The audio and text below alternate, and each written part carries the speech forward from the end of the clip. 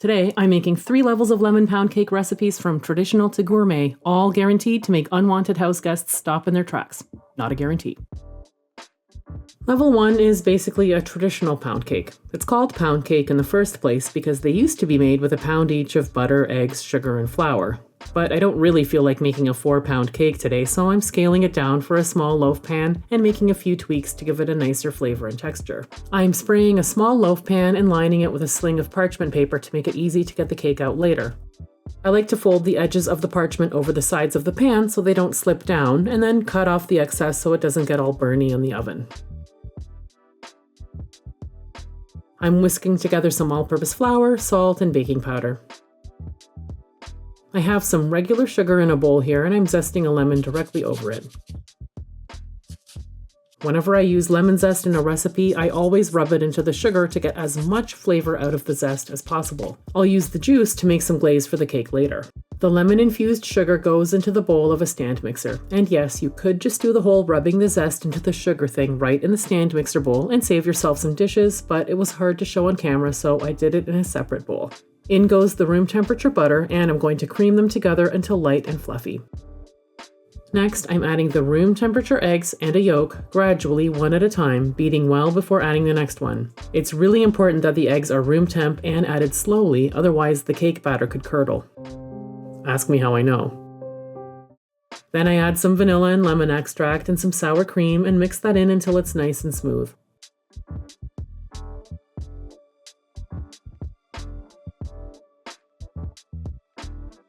Then I add the dry ingredients and mix them in on low speed just until combined, but I forgot to get that part on camera. Here's what the cake batter looks like when it's all done. Then it goes into the loaf pan and I'll just smooth out the top a bit and bake it at 350 degrees for about 45 minutes or until it has a nice rounded and cracked top and a toothpick inserted into the center comes out cleaned.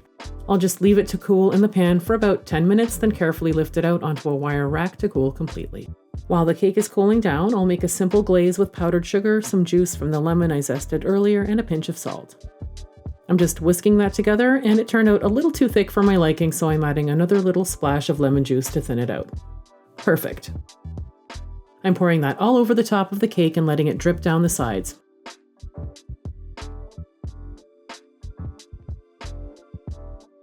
And I think some lemon zest would make a lovely decoration. Once the glaze sets, it slices really nicely. The cake has a delicious lemon flavor, but it's a little bit drier than I like, so I'm going to do a few things to fix that for the level 2 cake. So same deal, I'm spraying and lining a loaf pan with some parchment, and just like before, I'm zesting some lemon into the sugar and rubbing it in. But this time I'm doubling the amount of zest because I want to really amp up the lemon flavor. I'm just using egg yolks this time, which should make this cake really nice and tender, and to those I'm adding some sour cream and vanilla extract and whisking it all together until nice and smooth. The lemon-infused sugar goes into my stand mixer bowl along with some cake flour. I'm adding some sea salt, baking soda, and baking powder and mixing it all together on low speed. Now this is where this recipe is different from most cake recipes. Instead of creaming the butter and sugar together first, I'm adding the butter to all of the dry ingredients and mixing until combined. This is called the reverse creaming method, and what it does is coat all of the flour in fat, which keeps the cake tender because the gluten in the flour tends to slip past one another and aren't able to link together to form a gluten network. So keep mixing until the mixture is pale yellow and uniform like this, and you'll know your flour is thoroughly coated with butter. I'm adding some more sour cream and beating that in until smooth. Then adding the egg yolk mixture with the mixer running on medium-low speed. Finally, I'll stream in a little bit of lemon juice to add some fresh tart lemon flavor and just mix that in on low speed until everything is combined. Thanks to the reverse creaming method, it's much harder to accidentally overmix this kind of batter. Then it goes into the loaf pan and I'll smooth out the top a little before baking it in a 350-degree Fahrenheit oven for about 45 minutes. While that's baking, I want to make some candied lemon slices because I just think it'll make a pretty decoration for the top of the cake. So I'll start by thinly slicing a lemon, aiming for about 1/8-inch thick slices. I am removing any seeds I find as I go and popping the lemon slices into a small saucepan.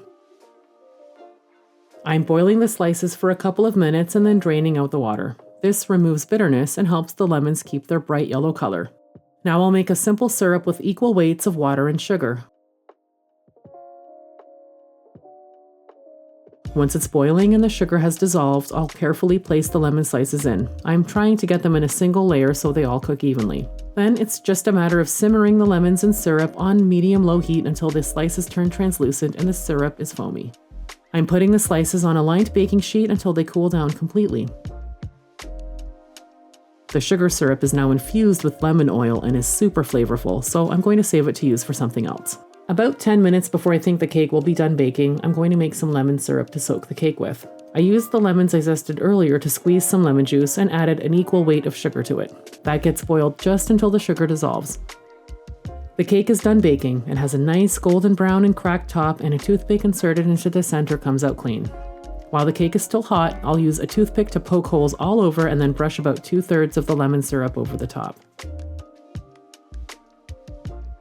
I left this to cool in the pan for about 10 minutes, then carefully lifted it out and onto a wire rack. Before it cools completely, I'm going to brush the rest of the syrup all over the sides. The syrup does a few things for the cake. It adds more lemon flavor, it adds a beautiful sheen to the outside of the cake, and it keeps the cake moist. So let's hear it for everyone's favorite word.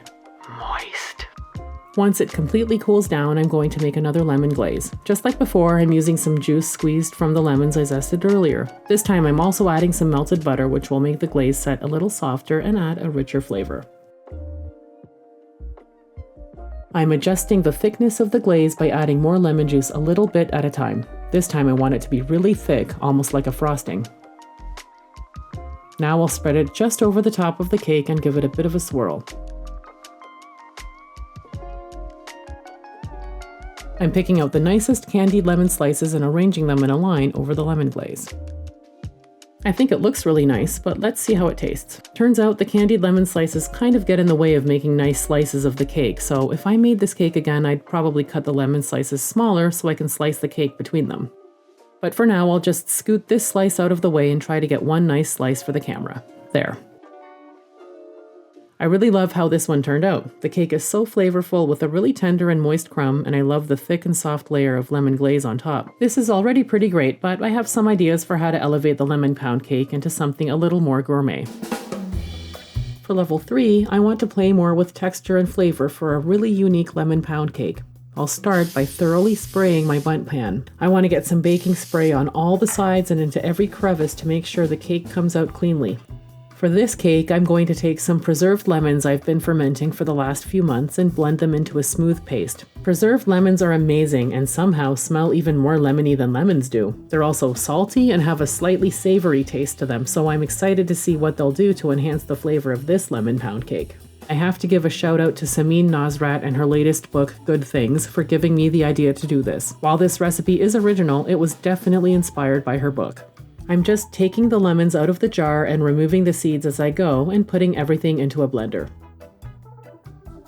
I'm straining the brine into the blender so I don't accidentally get any seeds in my paste. It's practically a syrup now and is super flavorful, so I want to use every last bit of it.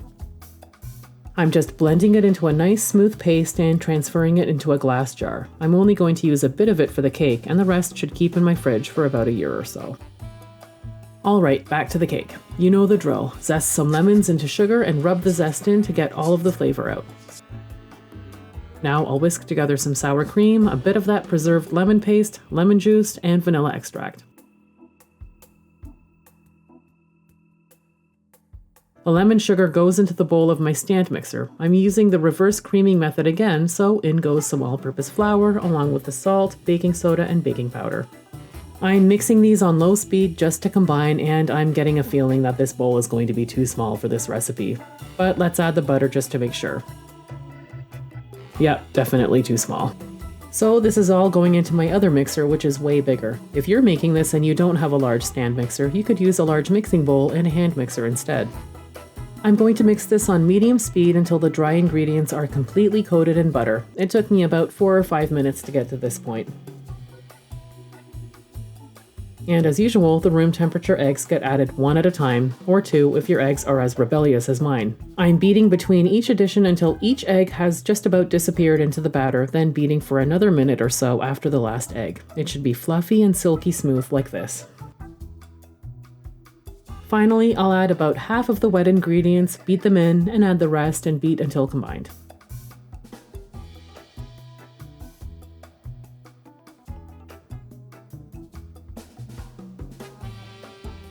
Then it all goes into the Bundt pan, and I'll smooth the top out a bit before baking in a 350-degree Fahrenheit oven for about an hour. While the cake bakes, I was going to make another lemon soaking syrup, but then I remembered I had some delicious syrup left over from making those candied lemon slices. It did thicken up a fair bit while cooling though, so I'm just going to microwave it for 30 seconds or so to loosen it up. While my cake is still hot and in the pan, I'm poking holes all over the top to help the lemon syrup soak in, and then brushing about 1/3 of the syrup all over. I'll leave the cake to cool in the pan for about 10 minutes, then flip it over onto a wire rack.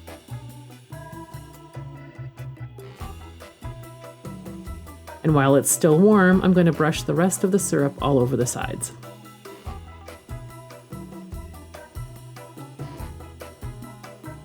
While it's cooling, I'll make some meringue to top it with. Lemon and meringue go perfectly together, and I thought some meringue shards would add a really nice crunch. Meringue bakes at a really low temperature, so I'm going to preheat my oven to 200 degrees Fahrenheit or 95 degrees Celsius. I had some egg whites in my fridge, and I'm trying to weigh out about 30 grams, which is about as much egg white as you'd get from one large egg. I'm adding a pinch of cream of tartar to help the meringue whip up. In a separate bowl, I'm weighing out double the weight of my egg whites in granulated sugar. I'm whipping the egg whites on medium speed until they get nice and foamy before I start gradually adding the sugar. I crank the speed up to high and keep whipping until it's almost at stiff peaks. It took about 10 minutes to get to this point, and if you're using a hand mixer, it will take even longer. I'm spreading it out onto a parchment-lined baking sheet into a thin layer somewhere between 1/8 and 1/4 of an inch thick. This will bake for around an hour and a half until it's completely dried out and lifts easily off of the parchment. Now that the meringue is ready, I can move on to the glaze. I'm borrowing another idea from Samin's book and adding a little turmeric to my glaze to give it a natural yellow color. So that goes into the bowl with the powdered sugar, some fresh squeezed lemon juice, and a little heavy cream. As before, I'm adjusting the glaze by adding more lemon juice and heavy cream a little at a time until it's the consistency I'm going for. Now I'll pour it all over the top of the cake and let it drip over the sides. Before the glaze sets, I'm breaking the sheet of meringue into irregular pieces and pressing bits of meringue all over the glaze. I'm pretty happy with how it looks, but next time I think I'll either add a couple drops of yellow food gel to the glaze or just leave it white instead of adding turmeric. I'm not completely happy with the pale yellow color it gave. But the important thing is, how does it taste? I really love how this one turned out too. The meringue shards are so crunchy, which contrasts really nicely, and the preserved lemon adds an interesting depth and complexity to the flavor of the cake. So there you have it, 3 completely different takes on lemon pound cake you can leave on your counter in case any unexpected visitors come beating down your door. If you want to try making one yourself, the complete recipes are on my website and links are in the description below. Thanks for watching!